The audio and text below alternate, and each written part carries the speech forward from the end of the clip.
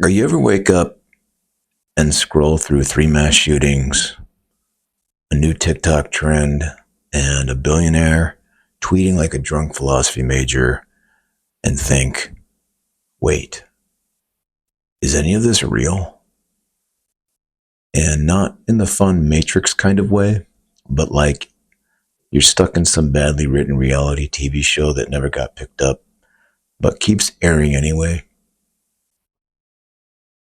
Welcome to the modern age of hypernormalization, where everything is fake, but we pretend it's real because pretending is somehow easier than admitting we've lost the plot entirely. So let's define the term before we spiral off into beautifully cynical despair. Hypernormalization was coined by Russian author Alexei Yurchak in reaction to witnessing the collapse of the Soviet Union in the 1980s. Though everyone knew that the system was corrupt and crumbling into ruin, nobody outwardly admitted it, nor saw any alternatives, and therefore acted as if it was all normal. Does this sound familiar? Nothing to see here, just the decline and fall of the largest nation on earth. The BBC later turned Yurchak's work into a 3-hour fever dream documentary made by Adam Curtis. So, in a nutshell, the system is broken. Everyone knows it, but no one knows what to do about it. So we all pretend it's normal, not because we believe in it, but because we don't have a better story. It's like watching a puppet show where the puppets are melting, the puppeteer is drunk, and the audience is applauding because, well, what else are you going to do? Hypernormalization is what happens when reality collapses. And instead of rebuilding, we just build filters on top of filters. We don't fix the broken infrastructure. We just give it a new logo. Okay, so let's play a fun game. It's called Is This Real? The economy is booming, but you can't afford rent. Politicians talk about the middle class, but nobody can find one in the wild. A guy with some anime filters and a crypto hustle is giving life advice to 13 million followers. None of this makes sense, but we accept it because the alternative, acknowledging the deep structural dysfunction, is overwhelming. And there's no app for that yet. Modern life is like a funhouse mirror built inside a simulation hosted by a guy doing ayahuasca in a shipping container. All right. We live in a constant state of cognitive dissonance. Like, we know the news is curated chaos. We know social media is theater. We know the system is rigged, but we still post, we still vote, we still buy the $8 smoothie because it promises antioxidants and inner peace. We're expected to smile through disaster, clap for every contradiction, share an infographic about hope while the planet is literally on fire. If you feel insane, it's because the world is gaslighting you into being functional in a system that makes no damn sense. And the best part, even rebellion feels fake now. Corporations sell revolution on tote bags. There's a line of self-care products called Anarchy. You can get a scented candle called late-stage capitalism. And that is hypernormalization. Even your resistance is monetized. All right, so let's trace this downward spiral a bit. In post-World War II era, we were fed this shiny story about progress. Technology will save us, democracy is stable, and you can own a house if you just work hard and don't really ask questions. But behind the scenes, corruption, propaganda, manufactured consent, and so forth. Governments lied, corporations grew tentacles, media merged into mega conglomerates, and every time something cracked, instead of fixing it, they gave us distraction, new tech, new fear, new scapegoats. It's like slapping duct tape on a volcano. So, over time, the truth became harder to locate. Not because it vanished, but because there really was too much noise. Too many versions of the truth. So now, everything's fuzzy. Leaders are polished puppets. Reality is focused groups.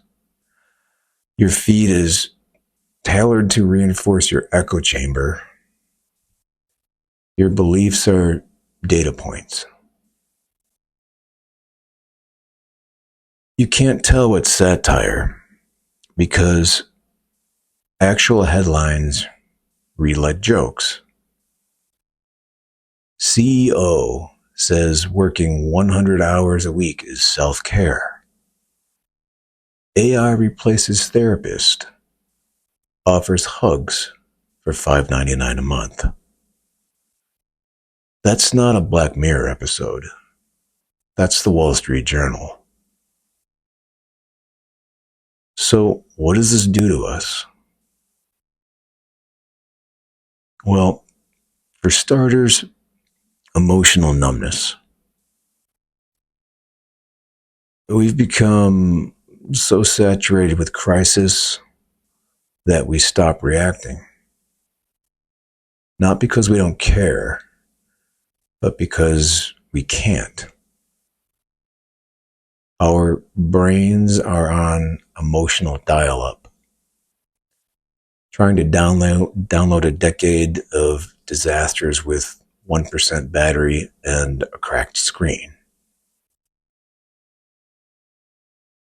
We binge doom scrolling like it's self-care because at least it feels like something. And here's where it hits the hardest, your soul. In a hyper-normalized world, meaning itself becomes a casualty. If everything is curated, performed, or monetized, what's left that feels real? You go to work and pretend to care. You scroll through disasters like they're memes, cry in the shower, and then post a selfie with hashtag blessed. Even emotions are suspect now. You can't just be sad. You need to brand it. Package your vulnerability into an aesthetic. We've become characters in our own Truman Show, but no one's watching, and the director quit halfway through the production. We are in the back seat of a speeding clown car, clapping because we think the horn sounds empowering.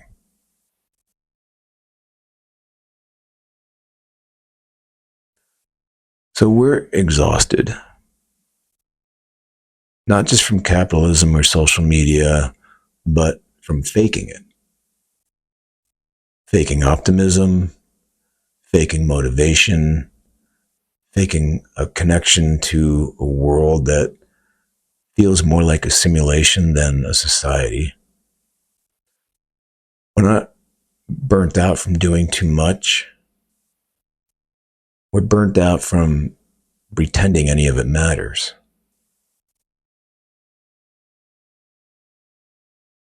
All right, so in hypernormalization, nothing is done for real reasons anymore. It's all optics, theater. Politicians don't lead, they trend. News isn't information, it's dopamine bait. Even your identity isn't really yours anymore. It's a brand. You've got to be on message even when you don't know what the hell the message is. It's not enough to live. You have to perform life. Not just go to a wedding. You must document it, filter it, post it, hashtag it, and then analyze engagement stats while disassociating in the bathroom.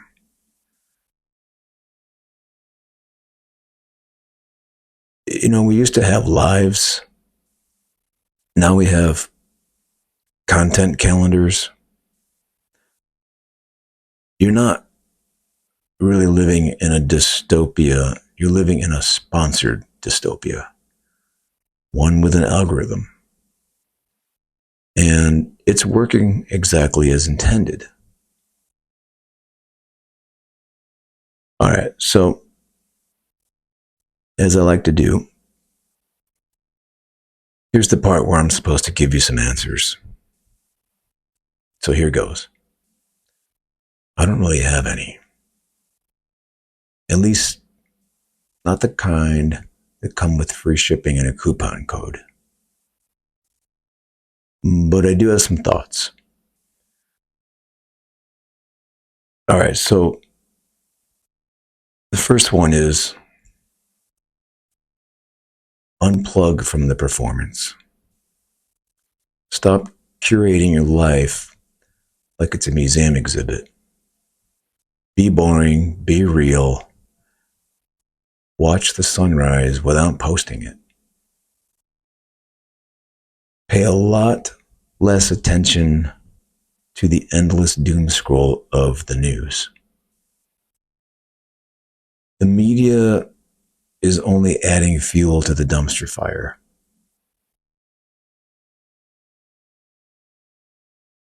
Two, reconnect with your body. Go outside. Nature can save your life.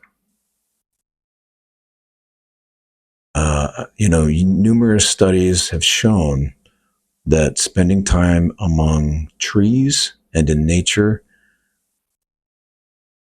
it really does offer significant health benefits. both mentally and physically.